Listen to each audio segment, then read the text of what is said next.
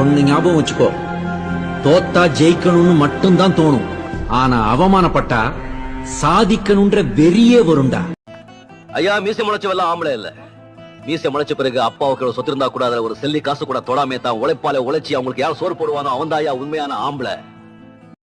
கஷ்டப்படுறதுக்கு பயந்தா கிடைச்ச வாழ்க்கை தான் வாழலாம், புடிச்ச வாழ்க்கை வாழ முடியாது.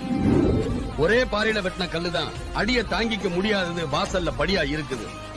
அடிய தாங்கிக்கிட்டது கோயில்ல தெய்வமா இருக்கு. நடக்கிறதுக்கு பாதை இல்லைன்னு ஒரே இடத்துல நிக்க கூடாது.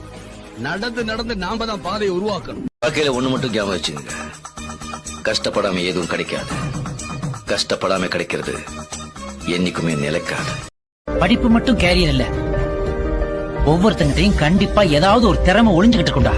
அதை கண்டுபிடிச்சு கடினமா உழைச்சா உலகமே திரும்பி பாக்குற அளவுக்கு நாம பெரிய ஆளாகலாம்டா.